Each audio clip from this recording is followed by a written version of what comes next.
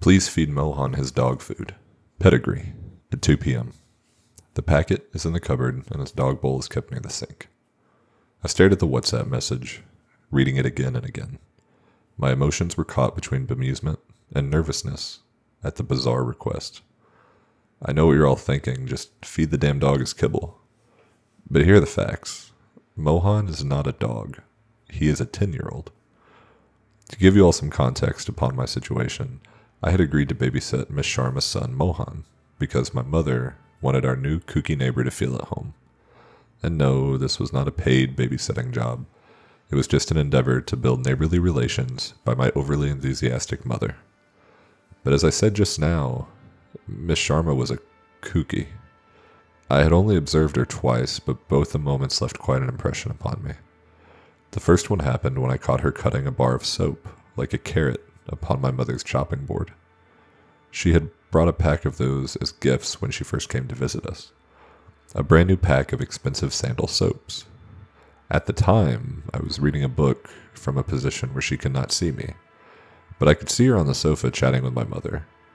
But when my mother went to the terrace to fetch our drying clothes for 10 minutes, I surreptitiously watched her take one of the bars and start dicing it upon the chopping board my mother had just used for slicing radishes. I looked away for 5 minutes, but Miss Sharma had clearly left no trace of her actions, because when my mother came back, they continued their nonsensical conversations, while my mother once again picked up her knife and continued chopping the remaining vegetables. Needless to say, I refused to eat dinner that night and ordered from Zomato. The second incident happened when I caught Miss Sharma tasting Pedigree, a popular brand of dog food, when my mother and I were visiting her home. Miss Sharma went into her kitchen to pour some drinks and snacks for us while we were waiting in her guest room. At the time, I had a sudden urge to use the washroom. I silently walked past the kitchen, but my eyes happened to glance upon her for a few seconds, and there she was, taking kibbles out of a Pedigree packet and putting them in her mouth. I refused to eat anything she served to me and my mom later on. I also mentally grimaced every time my mom picked a bite to eat. The woman clearly had issues. I wish that my mom would have stayed clear of her. But fate had other plans. The two had become fast friends, and now I was saddled with babysitting Miss Sharma's 10-year-old son, Mohan. When I had questioned my mother about why we didn't see Mohan during our visit to Miss Sharma's house, Mom told me that it was because he had gone on a walk with a girl from our colony. My mom also gave me a list of written instructions on how to take care of that kid. I wish she would have just WhatsApped me, but she just had to write it on paper in her terrible handwriting. Honestly, the only redeeming quality of Miss Sharma so far was that she was not technophobic, as my mother had agreed to message me the instructions. The babysitting ordeal was to last from 12 noon till 6 in the evening. I had not even glanced upon the list my mother had given me, as Miss Sharma had promised me that she would text me the relevant tasks throughout the day. So, with an irritated look on my face, I went to pursue the challenge. I first saw Mohan in the living room of their house, watching television. An episode of Doraemon blared from the television, and I winced at how loud it was. But the kid was unaffected. Miss Sharma had just deposited the keys to her house, with me right outside the house, and left in a hurry, without even introducing me to her kid. Her craziness clearly wasn't going away anytime soon. I felt sorry for the kid for having such a weird mother without even having met him. So that is how I had to relax a little and enter the living room after safely locking the door. I was told by my mother that Mohan was 10 years old, and he looked exactly like a normal 10-year-old would have. He was watching the television screen with his black hair combed back, wearing a red t-shirt and a pair of comfortable pants, munching upon Maggi noodles with a glass of mango juice nearby. I introduced myself to him, and he monotonously replied to my basic questions, his attention clearly fixed upon the television. But he looked comfortable enough, so I went into the guest bedroom of the house to watch Dairy Girls on Netflix after reassuring him to call me if he needs anything. I was captivated by the show until Miss Sharma's message notification came on WhatsApp.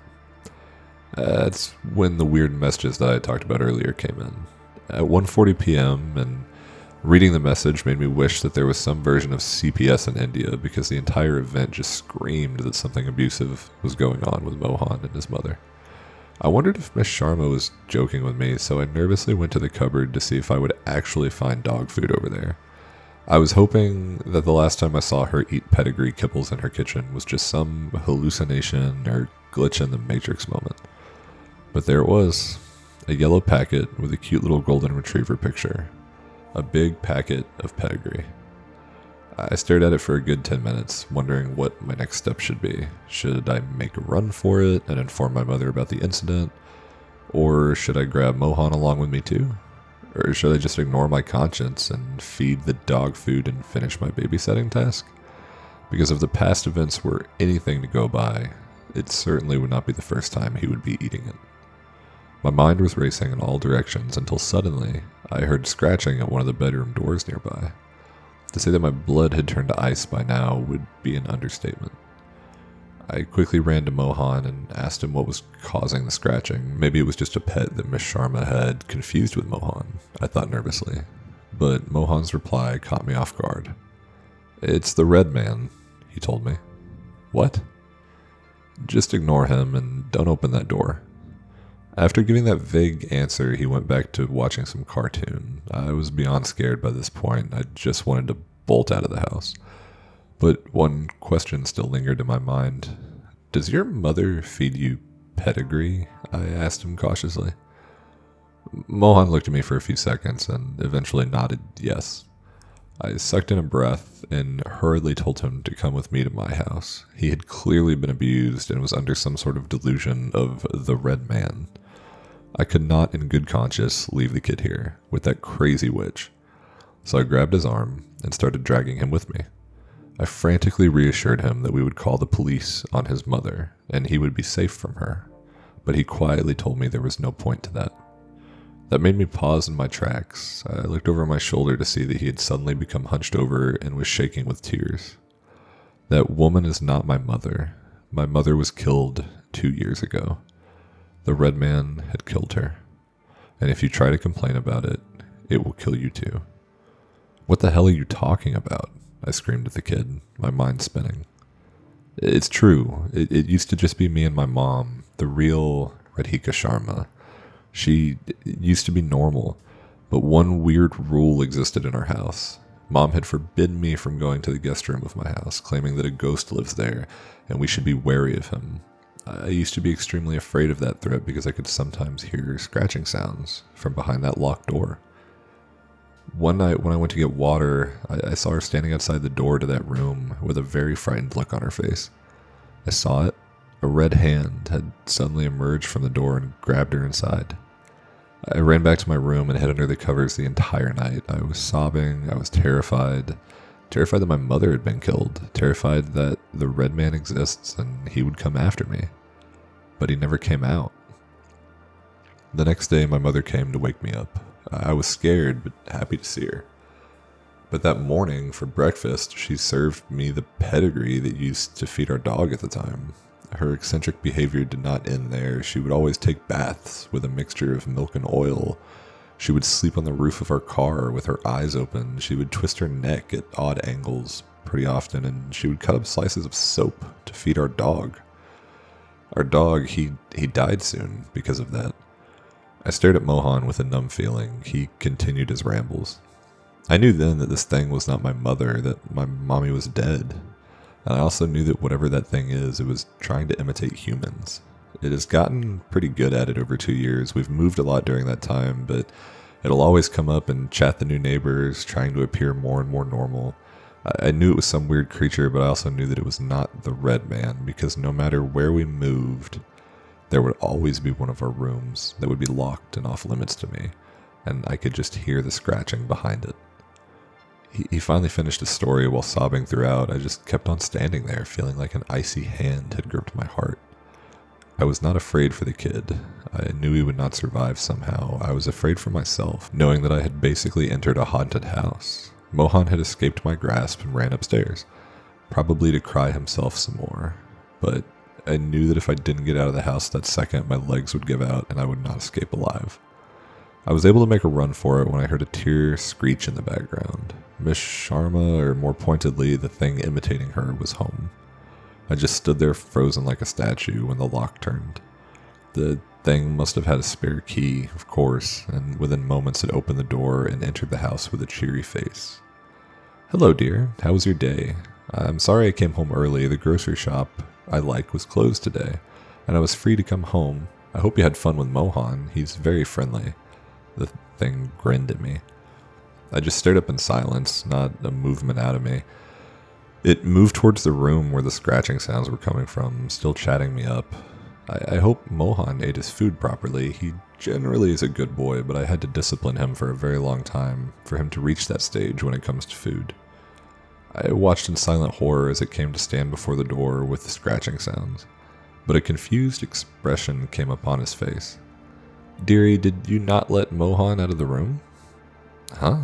The inquisitive expression just escaped my mouth, the first prickle of curiosity coming over me. Without any warning, its hands turned the handle and opened the door. I screamed and I tried to make a run for it until I heard a bark from behind me. I just froze upon the spot, slowly turning my head around. I expected to see a grotesque red figure with a creepy smile coming at me with inhuman speed. Instead, a happy golden retriever ran up to me. I tried to collect my thoughts for a minute. I expected this was all a show, and both the woman and the dog would soon reveal their true paranormal forms, but nothing of that sort happened. The golden happily continued to hug me, and Miss Sharma watched with a worried look on her face. "Did you not feed him, dearie? Mohan must be very hungry now," Miss Sharma replied, pointing to the dog. "What are you talking about? Mohan is your son, isn't he?" "I refer to him as my son, but he's not my actual son, dearie. He's a dog. Why are you asking such a weird question?" "But were you confused all this time because you thought I had an actual son? I never had a child, and I've never been married. I've only had one companion for 10 years, my beloved Mohan. Let me feed him now. He must be hungry." With that, she walked towards the kitchen. I just excused myself and ran to my home. I ambushed my mother as soon as I saw her. "Did you know that Mohan was a dog?" I angrily questioned my mother. "Of course. Why are you asking such an idiotic question? Was that not clear enough the first time you saw him? Mohan being a dog was literally the first thing I wrote in my list, but you didn't read it," my mother chided me. I was at a complete loss of words. If Mohan was a dog, then who the hell was the boy I had talked to? Wanting more answers, I started narrating Miss Sharma's past actions to my mother. I told her about Miss Sharma's weird soap chopping and pedigree eating behaviors from earlier.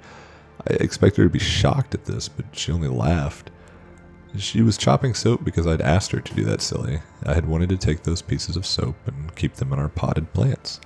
I'd read somewhere that they repel insects, and I wanted to check for myself. And as far as the pedigree eating is concerned, she didn't eat it. She told me she put a few pieces in her mouth to encourage Mohan to eat it. She sometimes does it even when he's not there out of absent-mindedness. You may think it's weird, but it's been effective. With that, my mother started walking towards the dining table, still speaking. "You know, you've really disappointed me this time. I expected you would take better care of Mohan. You're lucky Miss Sharma's a sweet lady. She would probably forgive you. She even brought you a gift for taking care of Mohan," my mother kept on ranting. My mother pointed towards a painting kept on the dining table, but as soon as I saw it, beads of sweat started collecting on my forehead, and I felt like I would faint, because the painting consisted of a picture of the same boy I had talked to earlier that day, and on the bottom right corner, it was signed as the Red Man. Since then, I have tried to throw out the painting multiple times, but it keeps on showing up in weird places in my house. So, all I'm requesting is that if you guys ever end up babysitting a kid talking about the Red Man, just call an exorcist.